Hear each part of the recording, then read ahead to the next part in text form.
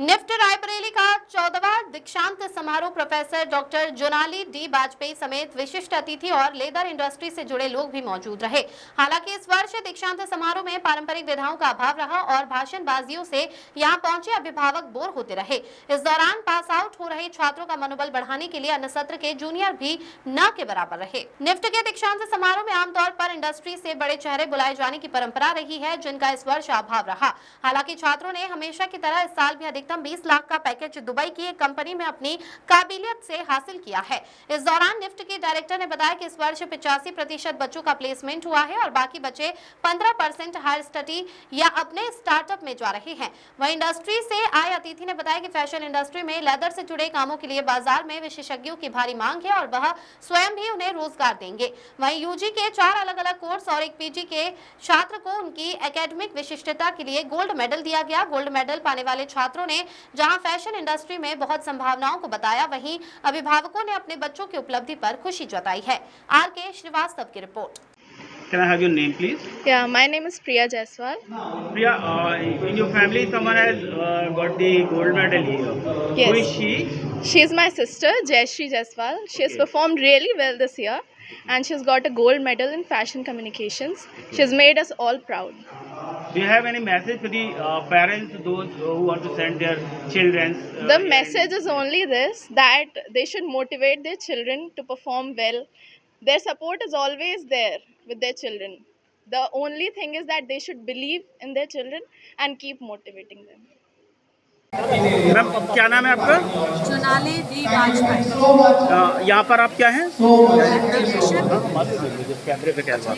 हाँ मैम, आज के कॉन्वोकेशन को लेकर के आप क्या कहना चाहेंगे? इन बच्चों के लिए क्या कहना चाहेंगे? ये रायबरेली के 14 कन्वोकेशन 15 साल की रायबरेली। तो इन बच्चों को मैं यही कहना चाहूँगी कि परिश्रम करें, क्योंकि परिश्रम बिना कुछ नहीं हो सकता। It's important that we do hard work. Hard work is the key. And ये बच्चे हमारे बहुत टैलेंटेड हैं। स्प्रेड अक्रॉस डिज़ाइन, इन लोग का प्लेसमेंट हो चुका है। इन लोग अभी 85% आर एम्प्लॉयड ऑलरेडी।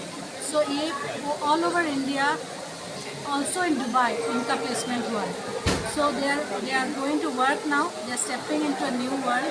सो हम उनको बहुत सारे शुभकामनाओं के साथ आज हम यहाँ उनको विदाई देना चाहते हैं एज अ स्टूडेंट, बट हमारे साथ वो एज एन एलुमनाई कनेक्शन हमेशा रहेगा।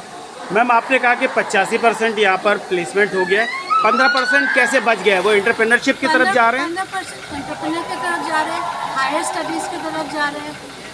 सो अपना फैमिली बिजनेस ज्वाइन कर रहे हैं। मैम, मैक्सिमम पैकेज क्या मिला है इस साल निफ्ट रायबरेली को? आई थिंक मेरे ख्याल से दुबई वाले is almost 24 lakh per annum. और इंडिया में मैम? इंडिया में ऑन एन एवरेज हमारा सैलरी है 8 lakh per annum for the PG and 7 lakh per annum for the UG. मैं आपको मैम सुन रहा था जब आप एड्रेस कर रही थी, आपने बताया था कि इंडिया और इंडिया के बाहर भी, अब्रॉड भी आपके प्लेसमेंट हुए। तो बाहर कौन कौन सी कंपनीज है जो आपके कैंपस आती हैं? लैंडमार्क दुबई, लैंडमार्क ग्रुप जो है, जो इंडिया में भी है, तो लैंडमार्क दुबई से बेबी शॉप बोल के कंपनी हमारे पास आए हैं। फिर हमारे पास टारगेट आते हैं, डिकैथलॉन है इंटरनेशनल ब्रांड। बहुत सारे कंपनीज हैं। मैम, जो 24 लाख का पैकेज मिला है वो किस कंपनी ने दिया है? Landmark Dubai. Thank you ma'am. क्या नाम है सर आपका? मैं Asad Iraqi, regional chairman council for leather exports, owner of brand मैपलवुड।